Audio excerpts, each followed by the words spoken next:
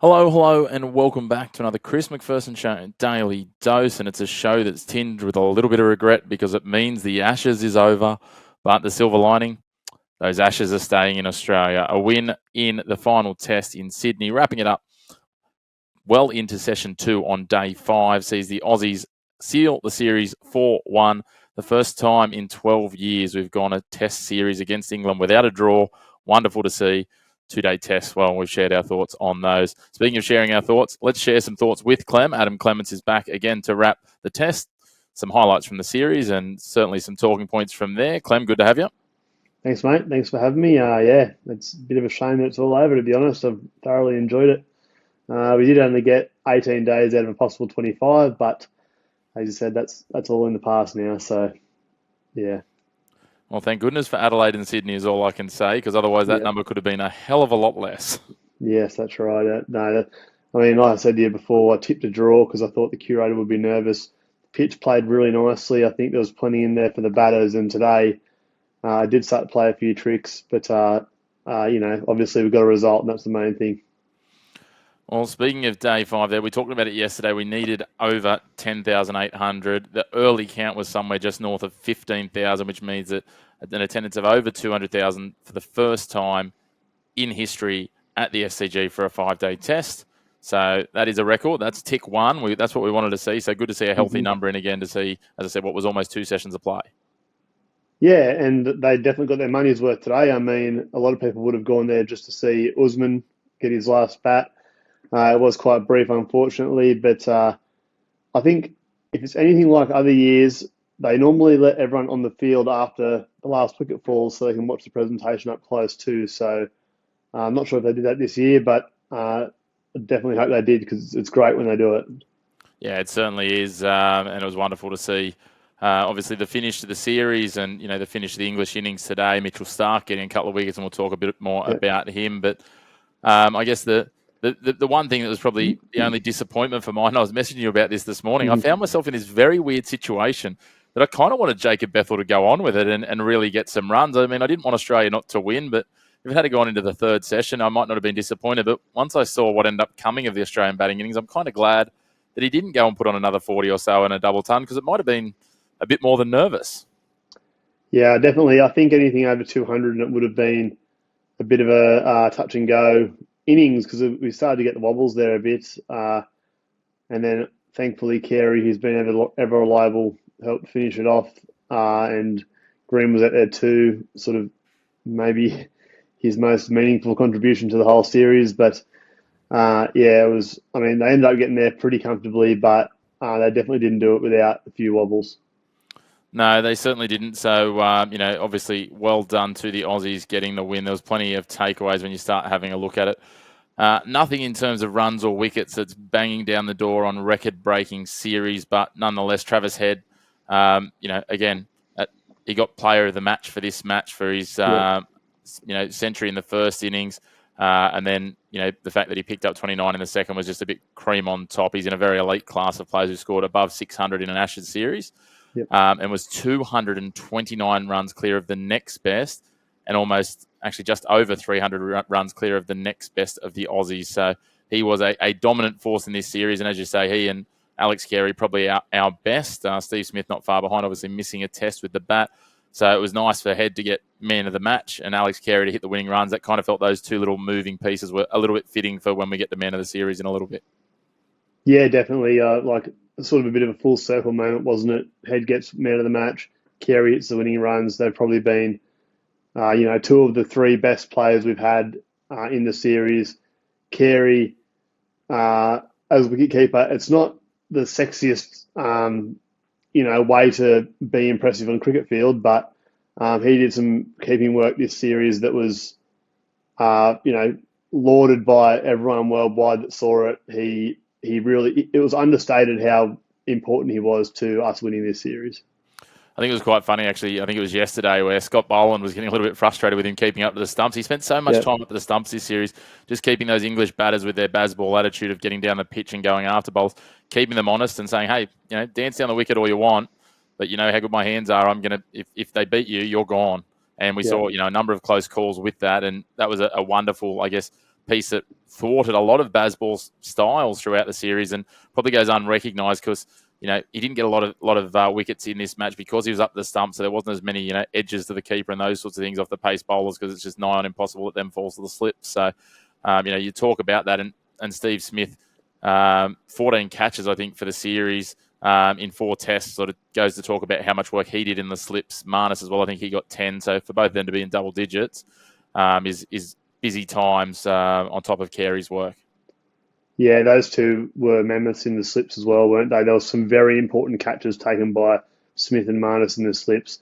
Clutch catches. When we needed a wicket, they stayed ready. And I think it was one of Marnus's one-handed grabs that we were desperately needed a wicket to turn the game. And we hadn't got one for a while. And he dived up to his left and took a one-hander. And it really turned the game and probably the series. I think it was in Brisbane.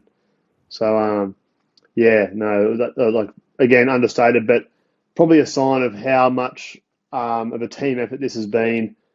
And then you compare that, I think Australia dropped 6 catches across the whole series. England dropped 17, and it cost them 580-something runs. Yeah, it's pretty wild when you think about it. Just on Alex Carey, he is now, by my maths, 9th on the list of all-time dismissals in Ashes cricket as a wicket-keeper. Yeah. Now, I'm just going to read out to you from 12th, which is Johnny Bairstow, up the number of tests played by everyone else. So Bairstow, 26, 31, 22, 33, 20, 32, 38, 20, which is Adam Gilchrist, 33, 37, Marsh, 33, Healy. Alex Carey, more than half of Ian Healy's dismissals at 77. Healy's at the top with 135. He's played 15 tests. Yeah. So absolutely phenomenal, averaging 2.65 dismissals per innings. The next best is Brad Haddin at 2.16, who is 3 dismissals in front of him. Obviously, Alex Carey now has only been in the side for a limited period after coming in behind the likes of Tim Payne. If he gets another 2 Ashes series under his belt, he will rocket up that list. And at 34, it's possible. 38's old for a wicketkeeper, we know that. You'd expect he'll get at least one more. And on what he's done so far, you wouldn't be surprised to see him maybe even go past Gilchrist, who's 19 dismissals in front of him in 4th place. Yeah, definitely. I guess that's only counting home series too, isn't it? He'll probably get 2, maybe 3 total if he plays the 2 in England. So he's going to get plenty of chances to go past. If he has another big series, he will go past Gilchrist. So he had 29 dismissals in this series. So 28 dismissals in this series. So he can't praise him enough. Again, up to the stumps to guys that bowl pretty rapid. I think there was one ball early in this match where it bounced out of his gloves, and it looked like it was Neese's idea to have him up the stumps. And he says to him, "Hey mate, are you right to be up the stumps?" And Carey goes, "No mate, you're right. I'm fine." And so he bought in.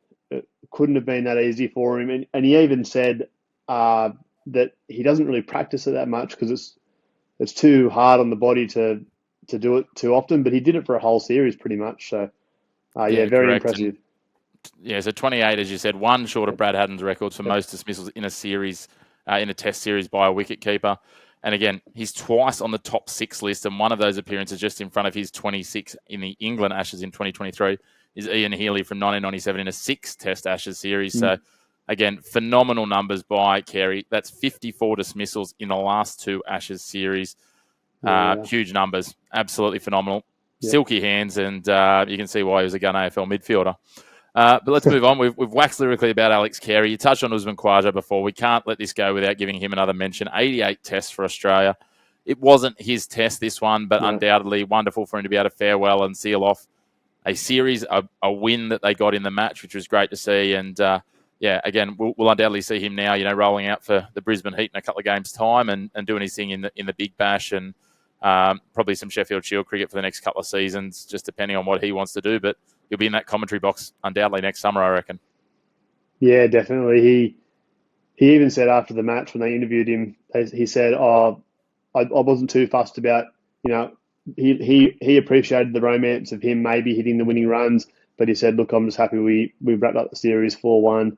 Now I get to celebrate with my mates one last time. So again, at a special place for him too, the SCG. So again, he's not going to go anywhere. We're still going to see plenty of him in Shield and in the Big Bash, where he does quite well as well. So, he's not going anywhere. No, he's certainly not. You've got plenty to offer the domestic scene, and we'll see what else he signs himself up for from here. But a young family, all those other opportunities in front of him, well polished, so he'll be on the other side of that camera. Let's talk wickets. Obviously, the man of the series. You know, we've talked about this, and I've had conversation with a number of people. It was almost a toss-up, Mitchell Starc, Travis Head, partway through the test. Starc gets those couple of more wickets, takes him past 31. Takes him to 31, 9 clear of the next best, 11 better than the next best of his bowlers, Scott Boland, who deserves certainly a doffing of the cap. Nisa as well, 15 from 3 tests. Josh Tongue, 18 from 3 tests for the English, I think needs a shout-out, and I'm sure he'll be strong in the contention when we talk about our Ashes combined 11s that we'll post in the next couple of days. But Mitchell Starc just hands down, averaging under 20 with the ball, but also chipping in with some key runs at different points. A very fitting and deserving man of the series. Yep, definitely. It was a tough one for me. I sort of felt like splitting hairs between him and between Stark and Head, but I can see the argument for both of them. There was a series not long ago where Stark and I think it was Chris Wokes got combined player of the series. So it wasn't out of the question for two players to get it, but both deserving. Stark probably edged over the line he got 31 wickets, which is the second most. It's the most of any Ashes series since Mitchell Johnson got that famous 37 wicket summer back in 2013 and 14. Head nearly 629 runs at an average of 62, 300s, strike rate of 87. That is unbelievable and a lot better than any of the Baz ballers that we saw that hit a decent amount of runs. But yeah, Mitchell Starc, an incredible series. Took some very important wickets when the series was on the line. Mopped up a bit today. And he's bowling as well as he ever has. And he's well and truly what you call a mid-30s player now. Yeah, he's getting better with age, like a fine wine. And I tell you what, I'm looking forward to watching this race over the ICC World Test Championship. Australia has quite a lot of tests once they have this next sort of we think it's going to be about a 6-month break almost to the day. We expect we'll see them against Bangladesh in July in Darwin and maybe Mackay or Cairns. But Starc is currently on 46 wickets after 8 tests. Second is Mohammad Siraj, who's played one more test. He's on 39, so he's 7 wickets behind. You then go back to a man who I think is going to be someone who's going to be hot on his heels, which is Josh Tongue, especially if England ever figure out that maybe he should have the new ball. Yep. That could be revolutionary. He's got 37 from 6, so he's going 6 a test match. Stark's just under that. And then another guy floating up who I don't know how much you've seen of him, but I've been keeping a bit of an eye on him, Simon Harmer, 30 wickets from 4 tests. Yep. So the South African off-break bowler, he is, I'll tell you what, he's going to give Nathan Lyon a run for his money for being the best off-spinner in the world, the way he is absolutely taking things leaps and bounds. But, yeah, you look at the other names that are up the top of that list, and it's guys that have played, Stokes and Carse, who've got 32 and 31 there, 14 and 15 wickets behind Starc, having played an extra test. They're behind Tongue by, their countrymen by 5 and 6 wickets. He's played 3 less than them. Yeah. So, the day England figure out to give Josh Tongue the new ball might actually be a bit concerning. But I think Tongue, we talked about Bethel yesterday, I think Tongue's going to become a little bit of a part of this. Ashes side, obviously not for as long as Bethel because I think he's 28. But, I reckon he's probably got, maybe a couple of English home series and another Aussie series to come. And he'll be so much better for the run next time he comes down here. Yeah, he was really good. I mean, and it was a bit of a head scratcher that he didn't get picked in the first 2 tests, especially seeing what we saw out of the last 3 tests from him. What he ended up with 18 wickets at 20 in 3 matches. I mean, he was definitely the most willing of the bowlers, gave our guys the most trouble. And he'll definitely be around for the next couple of series to give us a bit of trouble. Now, another guy that we probably see in the next series in England will be Matthew Potts. I don't think that he will join the list of English players that play their final test at the SCG. It's an esteemed list of one-hit wonders, guys that played less than 10 tests, without getting too far off track. But Matthew Potts, I think, he was on a hiding to nothing in this test, and he'll definitely be back better than ever. Even this morning when he had the bat in hand, probably didn't give him as much credit as he needed. He averages 20 in first-class cricket with a high score of over 140. So he's definitely not a bunny. But there's some green shoots for the English team, but it's going to look a lot different next time around. Yeah, it certainly will. I mean, the biggest question for mine is that they need to find at least one strong opener. Yep. And, you and I were talking today, and I wondered, as much as he's a bit advanced in age, but maybe that's a role for Ben Stokes in the future. I don't think, and again, English decisions aside, I think they need to probably review where their captaincy sits, Yep. purely because it's not a complex, but he takes it all on his shoulders, and we saw that he bowls himself to breaking point. You and I were talking about it, 5 to 8 over spells maximum, a couple a day, and focus on being a batting all rounder, or a la almost Shane Watson when he was opening for Australia. And I think he's got the temperament, the grit, the resilience to get in there and just see off the new ball. Unless they've got, and again, I won't profess to be across the depth and breadth of county cricket, but it's going to be a task I'm going to set us, is to come up with the English team for the next Ashes. We'll be doing that for the English and the Aussies in the coming weeks, while we've got some gaps in Test cricket. Maybe after the World Cup, we might have a look at that, or even in the lead up. Now that we've got a couple of weeks, and have a look at what's happening there in county cricket. But certainly for the next home one, I think Stokes will still be in the picture somewhere. I think his abilities, you've got to have him in there for his impact. But maybe that's what his role is: first change bowling, and maybe opening the batting if no one else is knocking the door down. Because, as I said, you've just got to find a spot for him. I think we haven't seen his best here. We talked about that. The 0-1 is far from it, but he was a man on one leg the other day, which doesn't help his cause. Yeah, someone did say pretty harshly that Alex Carey's helmet scored more runs than Ben Stokes in this test, which I thought was a bit rough. But obviously, the ball struck Carey's helmet behind him when he was keeping, so something you don't see every day. Now, with Ben Stokes and the captaincy, I don't think that he can stay on as captain. Like, there's always a lot of chat about whether he'd be in the Aussie team. And don't get me wrong, he is an incredible player. He has done some amazing things for the English team.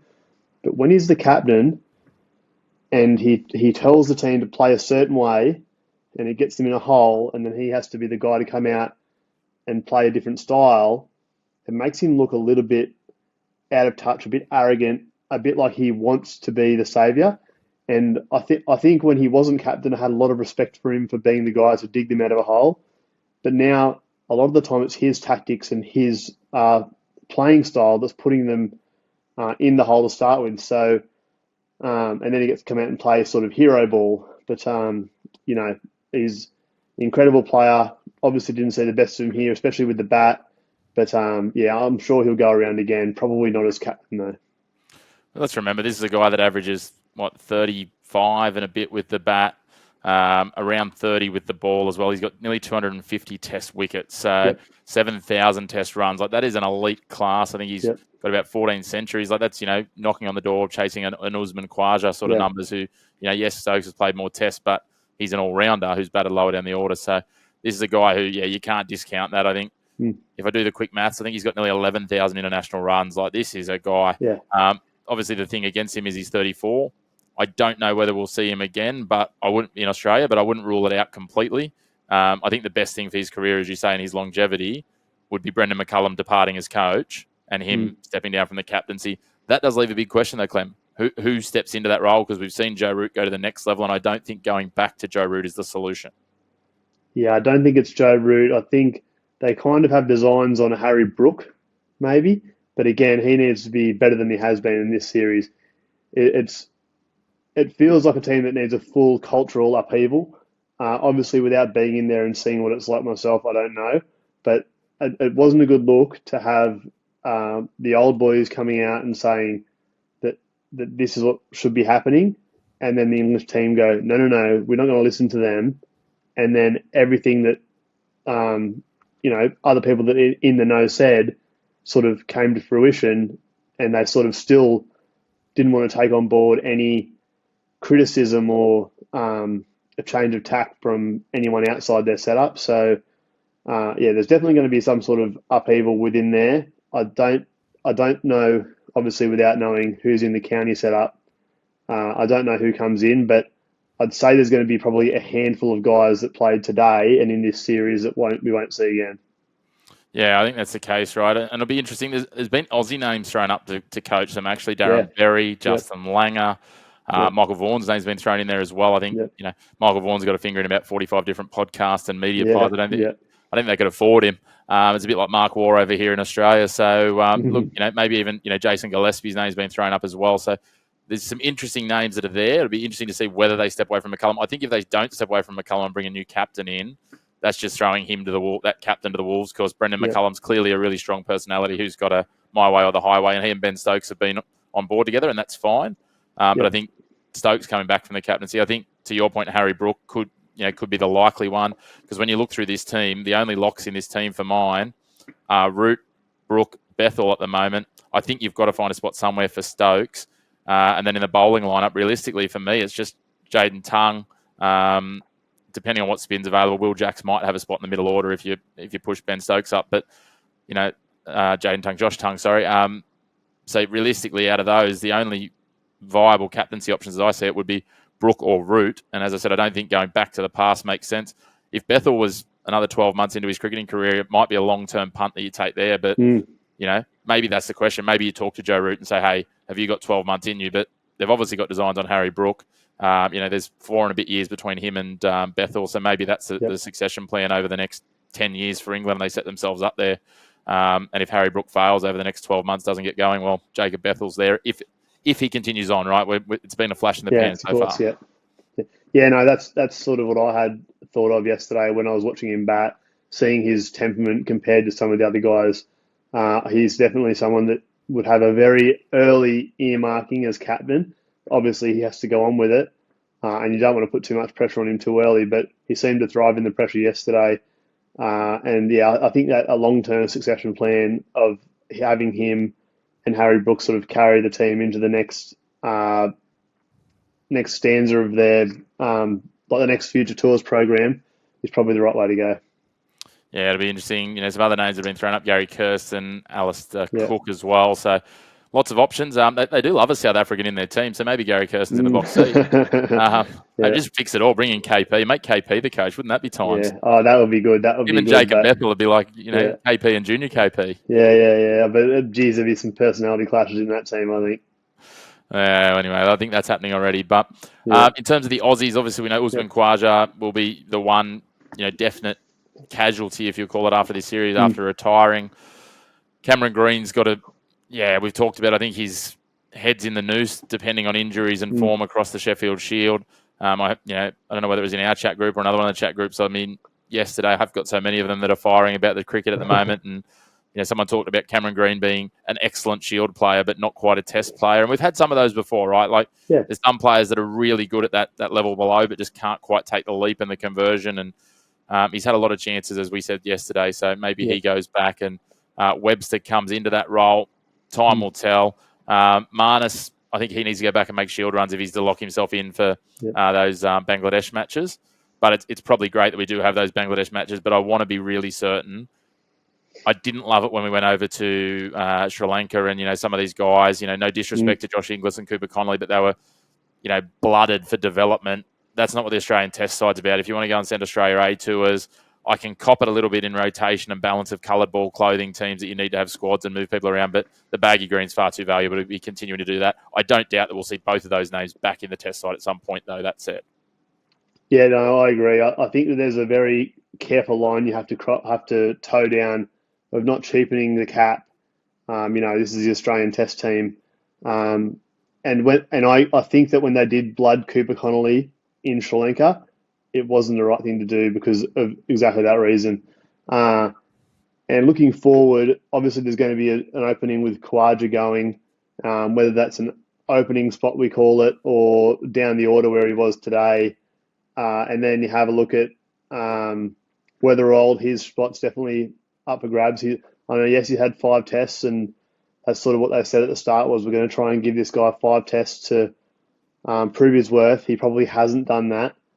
And then, Marnus, I'd be saying that to Marnus as well. You have to go back to Shield mate runs because, there's going to be other guys knocking on the door. There is other guys knocking on the door. So, and those Bangladesh tests, while they're not a marquee series against India, England, South Africa, they're still test matches, and you've still got to. That Andrew McDonald has been very, very forward in saying we're going to pick the best team to win us a test match every single time we go out. Yeah, well, it's certainly going to be interesting, that's for sure, when we have a look at what these guys can do. I mean, there's some names that, we recognise, some that we don't, that have been going really well in the Shield so far this year. I mean, Matt Renshaw's got 3 centuries for himself. But, he's trying to fashion himself as not so much of an opener these days. Jake Lehman's got 2 centuries and a 50. Tim Ward, Peter Hanscom's probably a bit past the test side, I would have thought, but he's right up there. Yep. Henry Hunt from South Australia. Cameron Bancroft, the forgotten man, a little bit of Australian cricket. Sam Consis has a century and 250s, even though people are saying he's not in that good of a form. And there's a lot of people talking about Campbell Kellaway, who from 5 matches has got a century and a 50, and he's probably more in the age profile alongside a Sam Consis that we're probably looking at. But we talked about the bat off leading up to the Ashes. I feel like it's even more of a bat off in the back half of the Ashes, because the only people locked into this top 7, I'll call it, for Australia at this point, absolutely locked in, are 3 men, and that's Travis Head, Steve Smith, and Alex Carey. Yep, that's exactly what I've got here. I mean, I've got an 11 in front of me for probably a too soon 11. But yes, that's probably the 3 that I have definitely locked down. Probably could make a case for Webster as well, because I don't think it's going to be Cam Green unless he goes back and absolutely rips the Shield a new one. He's going to have to earn his spot back, because he just hasn't been up to it, in this series. Now with bowlers, it's a bit of an interesting one, because even a guy like Josh Hazlewood, it's hard for him to push back into the side. Scott Boland has played 5 tests for the first time this summer, and he's done an unbelievable job. 20 wickets at average 24, picked up some massive wickets and bowled very tight like he always does. So it's almost as though Hazlewood's next man up now. Yeah, it's interesting, isn't it? We remember when Boland got the 6 wickets at the G, and lots of people said he was sort of undroppable. It'll be interesting to see what the selectors do there. You could feel hard done by no matter which one you are of those. Obviously, Josh Hazlewood has done so much for Australia over all of the years, but he's missed this series now, and through no fault of his own, has he given that opportunity. It'll be interesting to see what they decide to do about injuries and loading, and how players get through the T20 World Cup and then IPLs and everything else that goes on in the lead up. It's quite a long window, and who they decide to go with there, because that's going to be the big mystery, or the big question for mine is, where do they look at from that? Who's got the numbers on the board? So it'll be interesting to see how they decide to go with that. One thing I think that'll be for sure is if they're fit, Stark and Cummins will be straight in, obviously. If Nathan Lyon is fit, which, we're hearing the latest out of that is he had to undergo surgery, 3 tendon hamstring injuries. So they're talking that he wants to aim for those series because it's Nathan Lyon and he just loves playing cricket because he's an absolute nuffy like you and I. But it'll be interesting if he's not, and that's what we'll be talking about. And yeah, as you said, we'll be popping up in the next couple of days, not only our combined Ashes 11, our best side from the Ashes, which 2 openers, 3 middle order batters, an all-rounder, a wicket-keeper and 4 bowlers will be our makeup of our squad. So we can't just go and reshuffle, Travis Head and Joe Root to open because they got the biggest scores, and then Jacob Bethel at number 3, and et cetera, et cetera. So that's going to be something to watch. Something else that, we look at is then, as I said, what do the Australian selectors do for the balance of this, this squad, and how do they go about it? As we said, not handing out caps, but, are players put in cotton wool? Do some players only play 1 test? These sorts of things, because, it's going to be an extra load to what's going to be quite a long test season when you have a look at how the Future Tours program stacks out. Because I think we've got South Africa over there afterwards. So we go from the north of Australia to South Africa. And I believe England comes for white ball cricket. Then we've got New Zealand here. And then we head to India for a Border Gavaskar Trophy in January. And then we've got home tests again in March from memory. So it's a big, 9 months of mostly test cricket with that English white ball series put in there as well. Plug it into my veins, man. I can't wait. More and more test cricket, the better. I mean, yes, we had the white ball stuff as well. But yeah, you are right. We definitely have the bowling stocks to rotate them, but I know that none of these bowlers are interested in being rotated. I think Peter Siddle said it best years ago. He said, if I'm not getting selected, I see it as being dropped. So, at least there's competition for spots. I mean, you'd much rather have that than be scraping the barrel. And at the start of this series, without going back to batting, people were saying our batting lineup was unsettled. And, then we lost 2 bowlers. We lost Cummins, we lost Hazlewood. Obviously, Lyon only played 2 tests. But everyone that stepped up has done an incredible job. Yeah, they certainly have. And then, as you say, the bowling depth just, fires on. We know what happened when Lyon went down. 2 of the leading wicket takers in the Shield didn't get a call in Mitch Swepson and Corey Rocacholi. Then you have a look at some of the pace bowlers that are taking wickets at under 20. You know, Riley Meredith still pushing away there. Kelly out of WA, Perry out of Victoria, O'Neill just over 20. Young Sam Elliott, Matt Elliott's young fella, he's played 3 games and taken 16 wickets at 14. Yeah, wow. You know, Brendan Doggett's still obviously, you know, an unlucky Yeah, man as well. yeah, There's so many of these guys that are floating around there, you know, taking wickets and being around there. So it'll be interesting to see who can take the opportunities, whether they'll get their opportunities. You know, a name that's familiar to the Test side, he's got 16 wickets at 26, is Jackson Bird, still floating around as well. So Oh, wow. there's just a plethora of these guys. I mean, Mm, O'Neill's obviously one that's been put up in yeah. headlights. A lot of people have talked about him, especially his abilities over in the UK. Mm, Riley Meredith, I worry for him that he just misses out because he gets too old, because he'll turn 30 in June just before this series goes ahead. So whether they look at that with a fast bowler and blooding him at 30, but lots of options. Yeah, looking forward to that. So it's going to be an exciting time, mate. But we've got the Ashes. That's the main thing. We can put our feet up, and now we focus on an under-19 World Cup into a T20 World Cup. So no shortage of cricket to come. no, definitely not, mate. I can't wait. No, the summer finishes, but we've still got plenty more to come.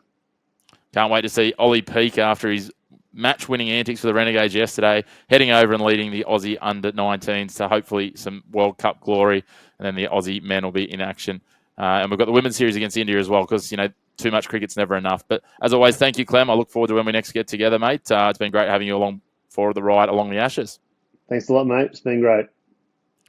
And thank you to you for tuning in. If you haven't already, make sure to hit like on the video. Hit subscribe if you've enjoyed our takes. If you haven't enjoyed our takes, let us know what we've got wrong down below. Let us know who we've missed out when we're talking about the English and Aussie sides, and who's going to be there in the future, getting that look ahead to the next Ashes.